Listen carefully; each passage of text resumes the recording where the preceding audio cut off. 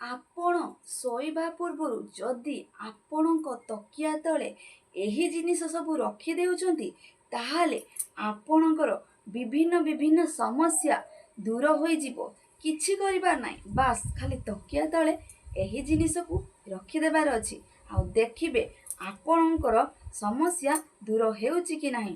ସେହି ଜିନିଷ ସବୁ କ'ଣ, ଆସନ୍ତୁ ମୁଁ କହୁଛି। କିନ୍ତୁ କହିବା ପୂର୍ବରୁ ମା ମଙ୍ଗଳାଙ୍କ ଚରଣରେ ଯଦି ଆପଣ ଲାଇକ୍ ଆଉ ସବସ୍କ୍ରାଇବ୍ ସମର୍ପଣ କରିଦେଉଛନ୍ତି ନା, ମା ମଙ୍ଗଳା ଆପଣଙ୍କ ଘରେ ସୁଖ ଶାନ୍ତି ଓ ସମୃଦ୍ଧି ବଜାଇ ରଖିବେ। ଆସନ୍ତୁ ଜାଣିବା।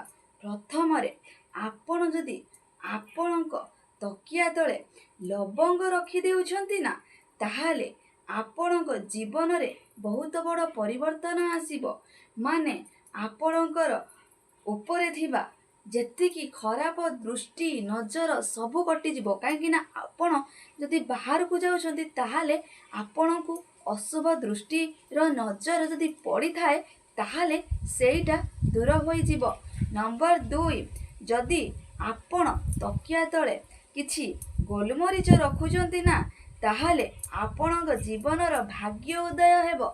ଆଉ ଯଦି ନମ୍ବର 3, ଯଦି ହଳଦୀର ଗୁଣ୍ଡ ରଖୁଛନ୍ତି ନା, ଘରେ ବୈବାହିକ ଜୀବନରେ ଦୁଃଖ କଷ୍ଟ ଦୂର ହୋଇଯିବ। ଆଉ ଯଦି ଆପଣ ଆପଣଙ୍କ ତକିଆ ତଳେ ଗୁଜୁରାତି ରଖୁଛନ୍ତି, ପ୍ରତ୍ୟେକ ବାଟରୁ ଆପଣଙ୍କୁ ଧନ ଉପାର୍ଜନ କରିବାର ବାଟ ମିଳିଯିବ। ଆଉ ନମ୍ବର 4, ଯଦି ଆପଣ ତକିଆ ତଳେ ଡାଲଚିନିର ଖଣ୍ଡ ରଖିଦେଉଛନ୍ତି ନା, ଦେଖିବେ ଆପଣଙ୍କର କିସ୍ମତ ବଦଳିଯିବ।